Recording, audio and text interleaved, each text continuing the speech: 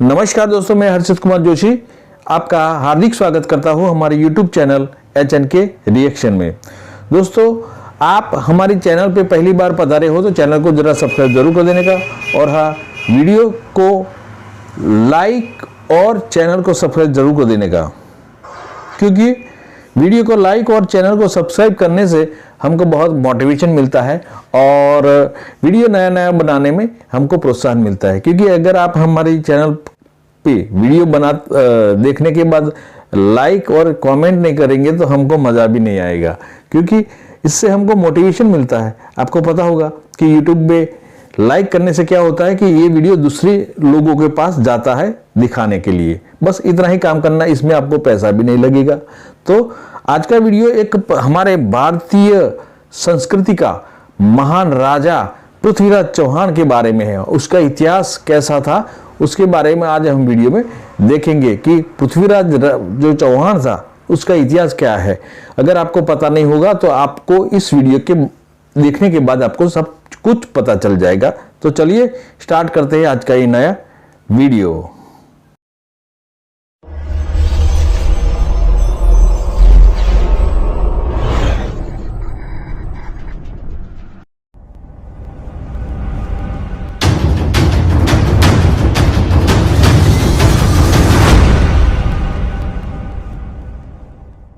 हम इतिहास की 12वीं सदी के पन्नों को खोलेंगे तो देखेंगे कि हाथ में तलवार लिए गजनी का सुल्तान मोहम्मद गौरी हिंदुस्तान के राज्यों पर धावा बोलता और लूटपाट करता।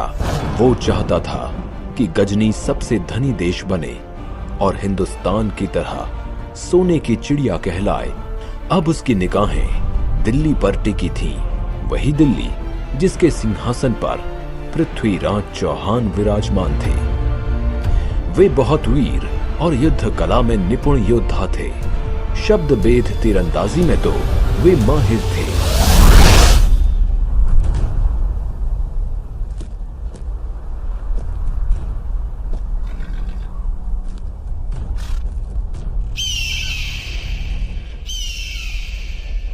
हमने बड़े से बड़े राज्यों को जीता है, लेकिन जितना खजाना दिल्ली में है उतना कहीं और नहीं। अगर हम दिल्ली के खजाने को लूट लें तो हमारा मुल्क सबसे धनी मुल्क बन जाएगा और सोने की चिड़िया कहलाएगा। सुल्तान, माफी चाहता हूं, लेकिन दिल्ली के शासक पृथ्वीराज चौहान युद्ध कौशल में माहिर हैं। उनको पराजित करना लोहे के चने चबाने जैसा होगा। तो ठीक है, हम भी पृथ्वीराज चौहान की वीरता देखना चाहते हैं। सेनापति, दिल्ली पर हमला करने की तैयारी करो।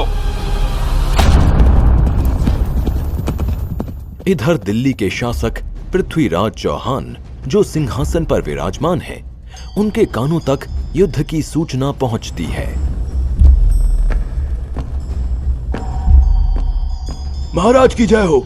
अभी अभी सूचना मिली है कि गजनी का सुल्तान मोहम्मद गौरी दिल्ली पर आक्रमण करने की तैयारी में है।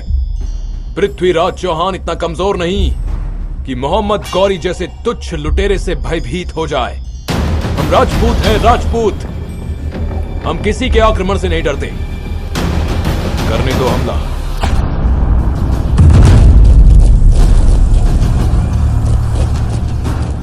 जोश में गौरी दिल्ली पर हमला बोल देता है।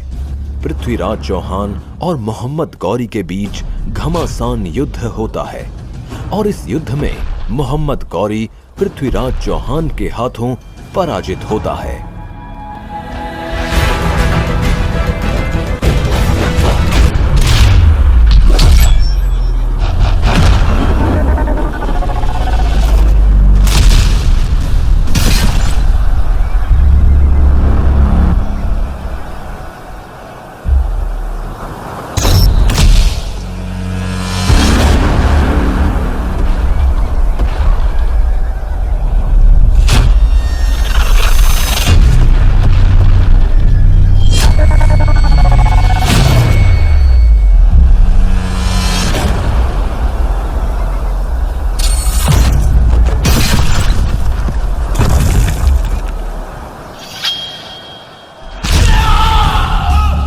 बंदी बना गौरी पृथ्वीराज चौहान के सामने सिर झुकाए माफी की भीख मांगता है। पृथ्वीराज, मैंने दिल्ली पर आक्रमण करने की जो गुस्ताखी की उसके लिए मुझे माफी दो। कहते हैं कि हिंदुस्तान के सुल्तान दुश्मनों को भी माफ करने का हृदय रखते हैं। तुमने ठीक सुना है। हम निहत्थे पर वार नहीं करते, चाहे वो हमारा शत्रु ही क्यों ना हो। हम तुम्हें भी माफ कर सकते हैं, लेकिन तुम्हें वचन देना होगा कि दोबारा आंख उठाकर भी भारतवर्ष की तरफ नहीं देखोगे। खुदा की कसम सुल्तान, खुदा की कसम, मैं भारत को कभी हानि नहीं पहुंचाऊंगा। महाराज, वैसे तो मैं राजकवि हूं, फिर भी मुझे लगता है कि गौरी को क्षमा नहीं बल्कि मृत्यु दंड देना चाहिए। मृत्यु दंड। चंद्र बरदाई, आप राजकवि के साथ साथ हमारे मित्र भी हैं। हम आपके सुझाव का सम्मान करते हैं, लेकिन अपनी गलती सुधारने के लिए हर किसी को एक मौका तो मिलना ही चाहिए। इस तरह क्षमा दान पाकर मोहम्मद गौरी गजनी वापस लौट आता है, लेकिन वो अब भी अपनी हरकतों से बाज नहीं आता। वो दिल्ली के खजाने को पाने के लिए षड्यंत्र पर षड्यंत्र रचता रहता है। पृथ्वीराज चौहान से ईर्ष्या करने वाले सिर्फ मोहम्मद गौरी जैसे विदेशी मुल्क के सुल्तान ही नहीं, बल्कि हिंदुस्तान के राज्यों के सम्राट भी थे। कन्नौज के राजा जयचंद पृथ्वीराज की ख्याति देखकर उनसे ईर्ष्या करते और उनका अपमान करने का अवसर ढूंढते रहते थे। हम चाहते हैं कि हम अपनी पुत्री संयोगिता के स्वयंवर का आयोजन करें। उस स्वयंवर में पृथ्वीराज चौहान को छोड़कर भारत के सभी सम्राटों को निमंत्रण दिया जाए। जब संयोगिता को इस बारे में पता चलता है तो वे अपने पिता के पास जाती हैं। पिताश्री, मैं दिल्ली के शासक पृथ्वीराज चौहान को अपना वर मान चुकी हूँ, अतः उन्हें स्वयंवर में आमंत्रित करना होगा। असंभव, ऐसा कभी नहीं हो सकता, कभी नहीं। मैं अपने शत्रु के साथ तुम्हारा विवाह कभी स्वीकार नहीं करूंगा। पिता से अस्वीकृति मिलने पर संयोगिता ने गुप्तवश सखी के पति के हाथों पृथ्वीराज चौहान को प्रेम प्रस्ताव के साथ स्वयंवर में आने का निमंत्रण पत्र भिजवा दिया। महाराज की जय हो। कन्नौज की राजकुमारी संयोगिता ने अपने स्वयंवर हेतु आपको निमंत्रण पत्र भेजा है। जाकर राजकुमारी संयोगिता को सूचित कर दो कि हम अवश्य आएंगे। इधर स्वयंवर की धूमधाम से तैयारी हो रही है। इस स्वयंवर में पृथ्वीराज चौहान का एक पुतला बनाकर द्वार पर खड़ा कर दो, ताकि सब जान सकें कि पृथ्वीराज चौहान हमारा द्वारपाल है।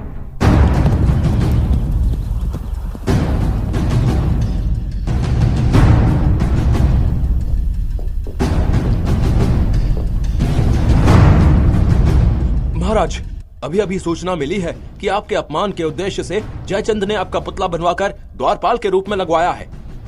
हम इस अपमान का बदला अवश्य लेंगे। कन्नौज की राजकुमारी संयोगिता के स्वयंवर में हम अवश्य जाएंगे। आज कन्नौज के राजमहल में संयोगिता का स्वयंवर है। हिंदुस्तान के कई सम्राट उपस्थित हैं। संयोगिता जयमाला के लिए सभी सम्राटों को अस्वीकार कर आगे बढ़ती हैं और पृथ्वीराज चौहान की प्रतिमा को देखकर रुक जाती हैं।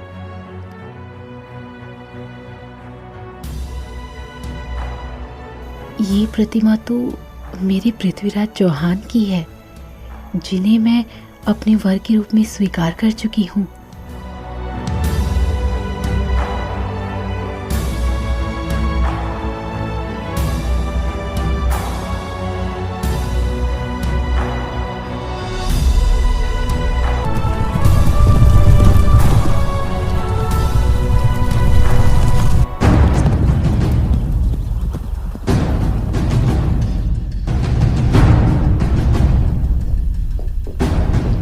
संयोगिता ने मेरी प्रतिमा को जयमाला पहनाई, अतः ये मेरी पत्नी हुई। इस अधिकार से मैं इन्हें ले जा रहा हूं। यदि किसी सम्राट में साहस हो तो मुझे रोक ले।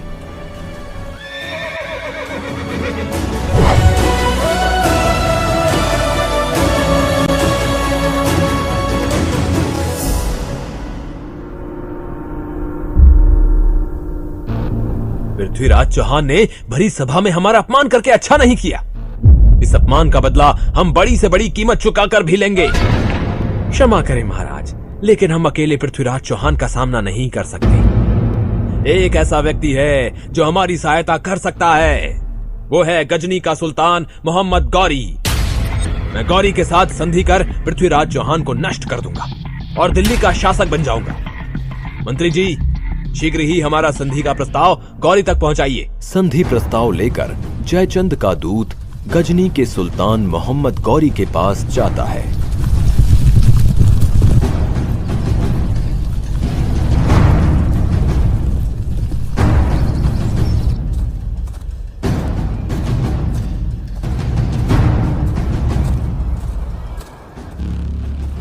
सुल्तान, कन्नौज के महाराज जयचंद आपकी ओर दोस्ती का हाथ बढ़ाना चाहते हैं। आप पृथ्वीराज चौहान पर आक्रमण करें। हमारी सेना आपके साथ है, सारी दौलत आपकी होगी और दिल्ली का सिंहासन महाराज जयचंद का।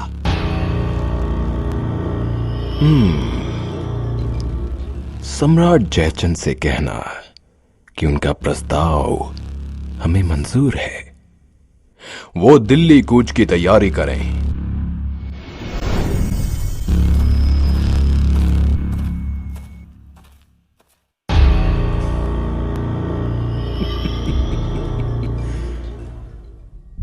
चाहे कोई कितना ही बलवान क्यों ना हो, फूट इंसान को कमजोर बना देती है। इनकी आपसी फूट का मैं पूरा फायदा उठाऊंगा। पृथ्वीराज को पराजित कर दिल्ली की सारी दौलत मेरी हो जाएगी, मेरी। अब गजनी सोने की चिड़िया कहलाएगा।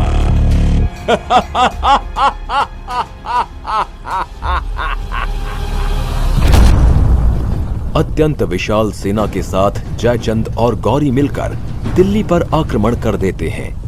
उनकी विशाल सेना ऐसे लग रही थी मानो वो दिल्ली को निगल जाएगी। महाराज, सूचना मिली है कि कन्नौज के राजा जयचंद से संधि कर गौरी ने दिल्ली पर हमला बोल दिया है। क्या जयचंद ने गौरी से संधि कर ली? हम बाहर के दुश्मन को तो एक बार माफ कर सकते हैं, लेकिन देशद्रोही को नहीं। सैनिकों, युद्ध के लिए तैयार हो जाओ।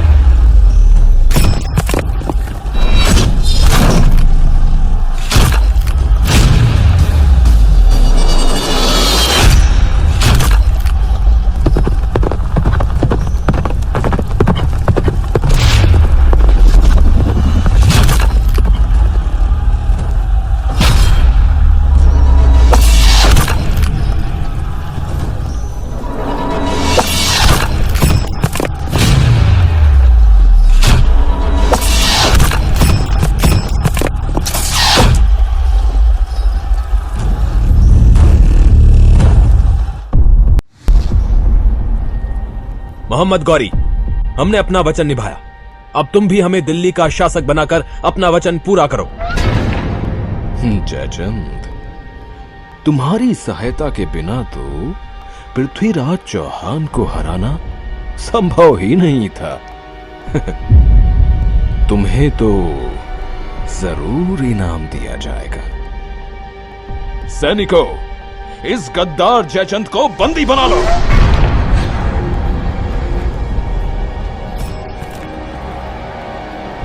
गौरी, ये तुम क्या कर रहे हो? तुम्हें यह विजय मेरी वजह से मिली है। तुम इस तरह मुझे धोखा नहीं दे सकते। जयचंद, मुझे यह विजय तुम्हारी आपसी फूट से मिली है, समझे?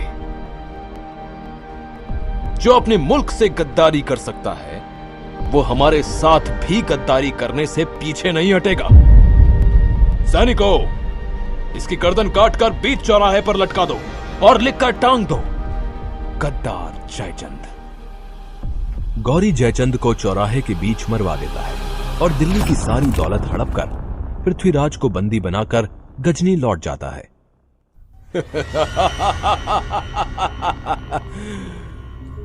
दिल्ली का सम्राट पृथ्वीराज चौहान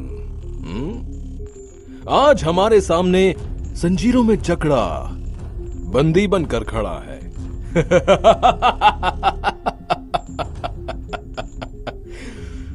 पृथ्वीराज, मैं भी तुम्हें माफ कर सकता हूं यदि तुम मेरे गुलाम बनकर रहो। मैं पृथ्वीराज चौहान हूं। गुलाम बनकर रहने से तो अच्छा है कि मैं मृत्यु को प्राप्त हो जाऊं। दुष्ट, तू बंदी बना खड़ा है, फिर भी हमें आंखें दिखाता है। अपनी ये घूरती निगाहों को नीचे कर। गौरी, क्या तू जानता नहीं कि हम एक राजपूत हैं और एक राजपूत की आंखें मौत के बाद ही नीचे होती हैं। सैनिकों, जिन आंखों से ये हमें घूर रहा है, उन आंखों को गरम सलाखों से फोड़ दो।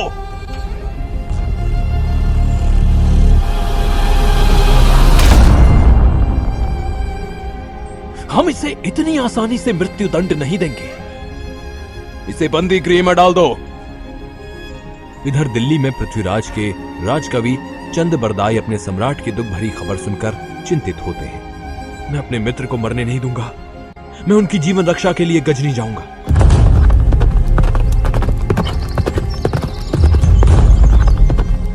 मोहम्मद गौरी, तुमने सम्राट पृथ्वीराज को बंदी बनाकर उनकी आंखें फोड़ दी।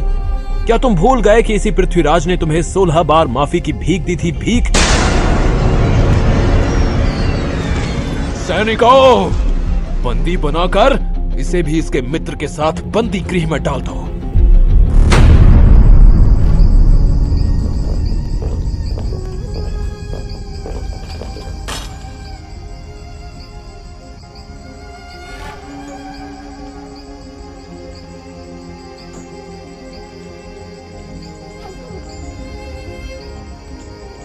मित्र, मैंने जीवन में गौरी को 16 बार माफ करके गलती की। मुझे अभी भी यदि एक अवसर मिल जाए तो मोहम्मद गौरी का वध कर दूं। सुना है सुल्तान तीरंदाजी के खेल का आयोजन करा रहे हैं, जिसमें अनेक धनुर्धारी हिस्सा लेंगे। मित्र, सुना आपने? गौरी ने तीरंदाजी खेल का आयोजन किया है, जिसमें आप भी हिस्सा लेकर शब्दभेद धनुर्विद्या से गौरी का वध कर सकते हैं। हमें यह अच्छा मौका छोड़ना नहीं चाहिए।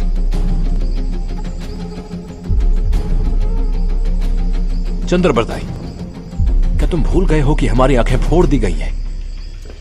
अतः ऐसे में तीरंदाजी कैसे संभव है?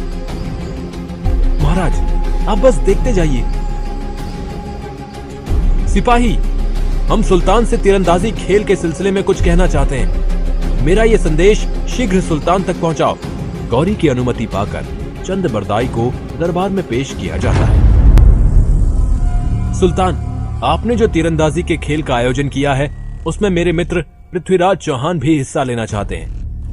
क्या एक अंधा तीरंदाजी करेगा? आपने पृथ्वीराज का यह करतब देखा ही कहां है?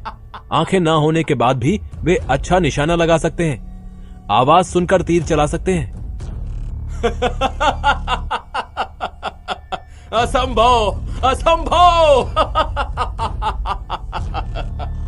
आप अवसर देकर स्वयं देख लीजिए। ठीक है, उसकी मौत से पहले उसका यह हुनर भी देख लेंगे। और यदि पृथ्वीराज चौहान का निशाना चूक गया तो उसके साथ तुम्हें भी मौत की सजा मिलेगी, समझे? मुझे मंजूर है। गौरी को परास्त करने का आपको एक सुनहरा अवसर मिला है। आप शब्दभेद कला में निपुण हैं। इस खेल में आप तवे पर बाण न चलाकर गौरी पर बाण चला देना। लेकिन मुझे पता कैसे चलेगा कि गौरी कहां बैठा है? दोहे के द्वारा मैं बताऊंगा कि गौरी कहां बैठा है और आप मेरे शब्दों के आधार पर गौरी पर तीर चला देना। इस तरह योजना बनाकर पृथ्वीराज के साथ चंद्रबरदाई तीरंदाजी के खेल में उपस्थित होते हैं। सुल्तान, तवे से निकली आवाज सुनकर पृथ्वीराज उस तवे पर तीर चलाएंगे। लेकिन सुल्तान, आपको 3 बार हुक्म देना होगा, तभी मेरे मित्र तीर चलाएंगे। तीर चलाओ पृथ्वीराज चौहान। हे पृथ्वीराज, कमान बांध, है अंतिम अवसर यही। एक बाण से लक्ष्य बेध कर मत चूके चौहान। 4 बास 24 गज, अंगुल अष्ट प्रमाण। ता ऊपर सुल्तान है, मत चूके चौहान। लगाओ निशाना, निशाना साधो पृथ्वीराज। गौरी की आवाज तथा दोहा सुनकर पृथ्वीराज गौरी पर तीर चला देते हैं।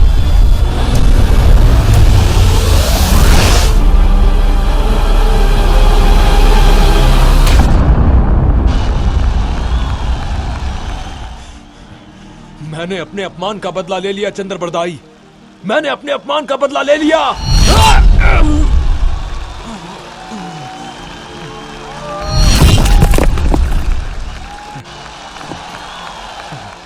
गुलामी से अच्छा तो मृत्यु लोक है। दुश्मनों के हाथों मरना पृथ्वीराज चौहान की शान के खिलाफ है।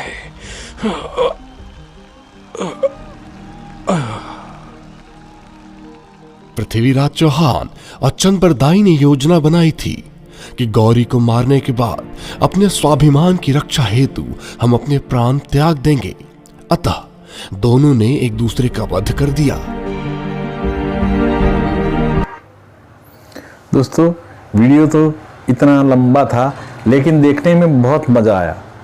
आपने देखा, पृथ्वीराज चौहान का इतिहास का एक एनिमेशन फिल्म था, शॉर्ट फिल्म था। लेकिन आपको ये भी पता चला कि पृथ्वीराज चौहान ने मोहम्मद घोरी को 16 बार माफ किया था। और मुगल एक ऐसे व्यक्ति थे कि आप जितनी बार आप माफ करो, ये अपनी गलती कभी सुधारने वाले नहीं थे। उसको गद्दारी उसके रगों रगों में दौड़ती थी। इसलिए तो भारत में मुगलों ने राज किया, क्योंकि गद्दार थे। और भारतीय जो राजपूत थे, भारतीय संस्कृति थी, वो क्षमा देने में माहिर होती। चाहे कोई भी शत्रु हो, अगर एक बार वो बोल दे मुझे क्षमा दे दो, तो वो भारतीय संस्कृति के हिसाब से राजा महाराजा उसको क्षमा कर देते थे। जारे वो मुगल जो शासक थे वो माफी लेकर के गद्दारी कर देते, जैसे हमारे पाकिस्तान करता है बार बार ऐसा। तो पृथ्वीराज चौहान का तो वो मुझे भी थोड़ा बहुत इतिहास पता है। और आपने अजमेर शरीफ जो दरगाह देखी है ना, जो वो दरगाह भी, जो दरगाह में जो अंदर पोटे है, अंदर जो दरगाह शरीफ में जो कब्र है जिसकी, वो कौन था, वो मौलवी बोलते थे उसको। और उसने लाखों 1 लाख हिंदुओं को मुसलमान बनाया था। और उसने पृथ्वीराज चौहान की बीबी को सरे आम नंगे करके सैनिकों को बोला था कि उस पर बलात्कार करो। ऐसे पृथ्वीराज चौहान का उसने अपमान किया था। और पृथ्वीराज चौहान ने शत्रु को 16 बार इसी मोहम्मद घोरी को माफ किया था। तो भारतीय संस्कृति के महाराजा कितने महान थे। और ये मुगल सारे गद्दार, देश के गद्दार हमारे हिंदुस्तान की धरती पर आक्रमण करके पैसा लूट कर ले गए और बार बार गद्दारी करते थे। क्योंकि उस मुगलों पर किसी भी प्रकार का विश्वास नहीं किया जा सकता। भारतीय संस्कृति एक बहुत बड़ी विरासत थी पहले, कि वो किसी को भी माफ कर देते थे। आपको पता है सोमनाथ भी बहुत बार लूटा गया और उसको वो पृथ्वीराज चौहान ने भी माफ किया था 16 बार। और एक जयचंद जैसे जो मोहम्मद गौरी ने बोला कि आपस में फूट अगर होगी तो आपका देश चला जाएगा, और उसने ये बोला कि मैं गद्दारों को कभी माफ नहीं करता, और जयचंद को उसने मारकर उसका जो सपना था दिल्ली का शासन लेने का वो भी उसने खत्म कर दिया। कहने का मतलब ये है कि अगर आप अपने वतन से गद्दारी करेंगे तो आप किसी भी काम के नहीं रहेंगे। आज इतिहास में जयचंद का पृथ्वीराज चौहान के साथ साथ पृथ्वीराज चौहान वफादार के नाम से जाना जाता है, मशहूर योद्धा के तरह जाना जाता है, और जयचंद गद्दार की तरह जाना जाता है। हालांकि मतलब जो जयचंद भी बहुत मशहूर राजा था, मतलब वो ताकत वाले राजा था, लेकिन एक गद्दार के श्रेणी में चला गया। वतन से गद्दारी कभी मत करने का दोस्तों।